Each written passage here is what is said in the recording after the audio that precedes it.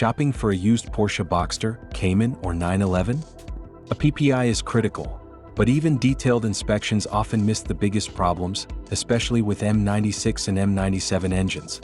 Here's what many shops overlook when conducting a pre-purchase inspection on these Porsches.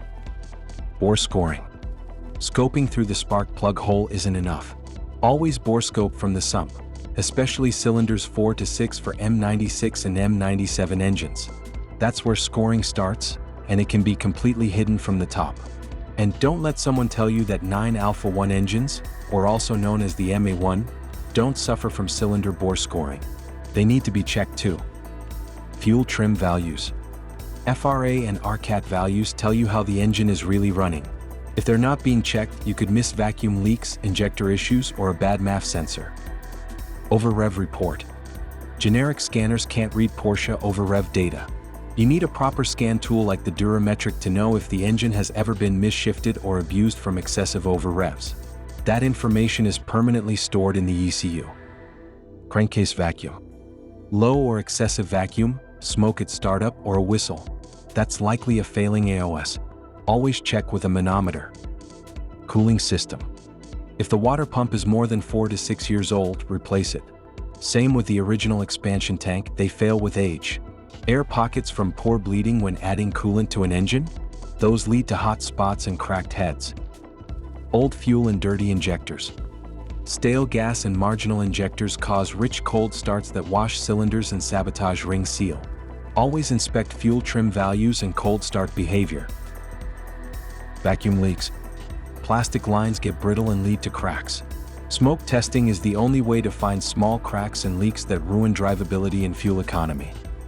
Improper oil level. Overfilling these engines with oil ruins ring seal and overloads the AOS.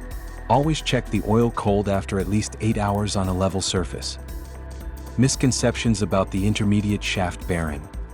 With the exception of the oil-fed plain bearing IMS solution, all ball or roller bearings have service intervals based on time and/or miles. Upgraded doesn't mean permanent. Verify the install date and mileage. Drop the sump and cut the filter. As Jake Raby says, dropping the sump is like looking into the window of the engine's soul. Look for metal or debris. Always cut the filter open, and consider pulling an oil sample for lab analysis. Carfax and AutoCheck. Don't rely solely on Carfax or AutoCheck reports when picking your next Porsche. The information from these companies are only as good as the shops that report back to them. Many body and repair shops do not report back to Carfax and AutoCheck. Therefore, these reports cannot tell you everything that has been done to the engine and are bad about giving you a false sense of security. What matters most? If the car changed hands many times in a short span, that's a red flag. Or if it sat for long periods with little to no mileage accumulated, that's just as bad. Bottom line? A real Porsche pre-purchase inspection means going deeper than the surface. No bore scope inspection from the sump?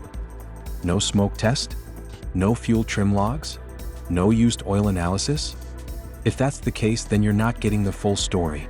Use due diligence and find a reputable Porsche shop to handle the pre-purchase inspection. One that specializes in your model year of your Porsche. And always remember, the cheapest Porsche you find could become the most expensive to own. Call or visit ellenengineering.com to learn more.